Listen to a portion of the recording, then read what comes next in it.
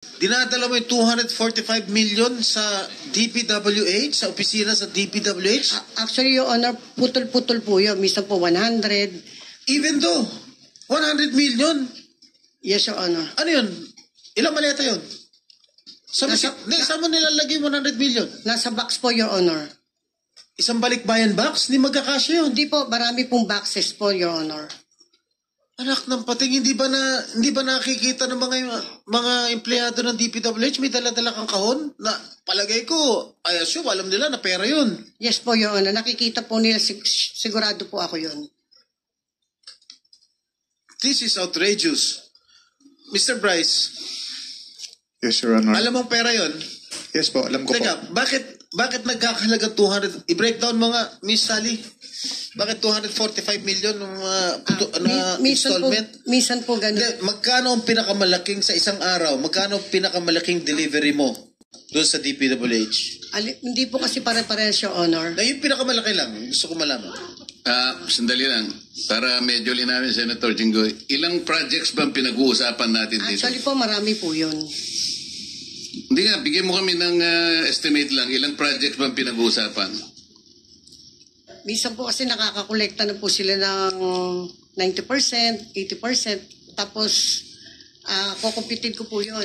Ano po? Hindi kasi tinatanong ni Senator Jinggoy, bigyan mo kami kanya ng dahilan kung bakit hindi ka dapat ma-cite in contempt. Tama naman siya. Opo. Ganito na lang para madali, ano? Meron na ma-establish na ghost projects. Halimbawa, itong dito sa Barangay Virgen de los Flores, Santa Barbara, Tiaong, Baliwag, Bulacan, ano? At saka itong dito sa Bocaue River, Igulot Section, tributary, ano? Ano na ito, verified na eh. Itong dalawa, i-verify siguro, pero parang ghost projects na rin.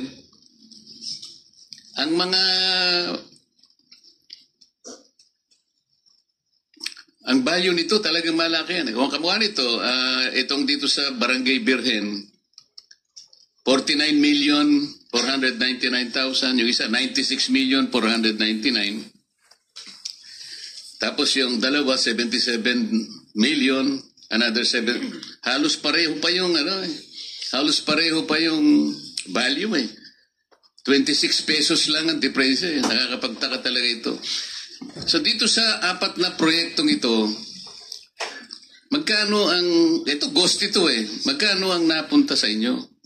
Actually po, Your Honor, 3% lang po yun, yung royalty. 3% ang nakuha mo, di ba? Ngayon si Mr. Arevalo, 2.8%. Kung ito'y ghost projects, pag tiningnan mo to, mahigit halos 300 million ang pinag-uusapan dito eh. Kung 3% ka lang, 2.8% si Arevalo, napupunta yung karamihan dito. 5.8%, 24.2. Kanino napupunta? Senator Jinggoy, ikaw na. Wala ito rito, singit ka kasi nasingit eh. Bumabawi ka talaga.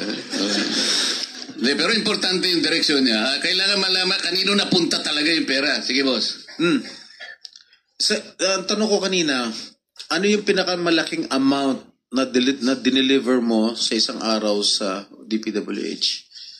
Ang alam ko po is nasa 240. Sa isang araw? Saan mo putol-putol yan? Di po. Pwede ko po ba makuha yung listahan ko po para... Hindi.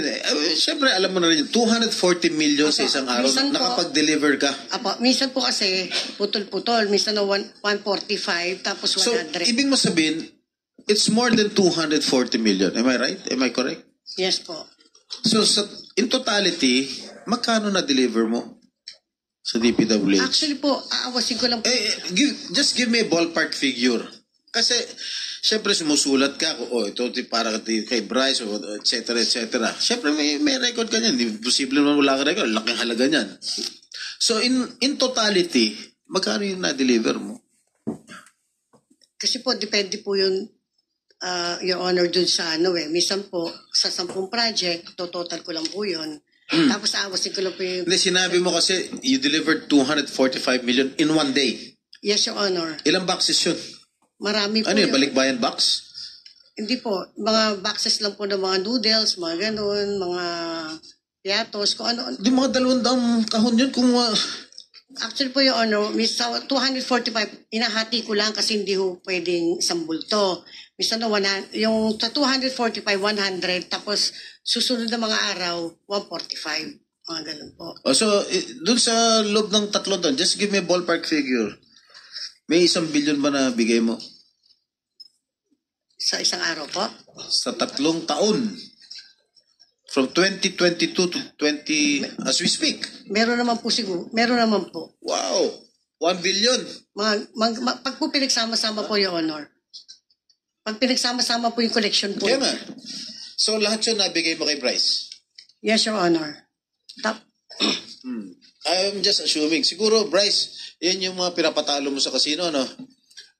Your Honor, kaya pa ng sabi ko kanina, ang nagpapalaro po sa amin na yung boss ko, pera niya po ang ginagamit. I am not defending Mr. Alcantara, no?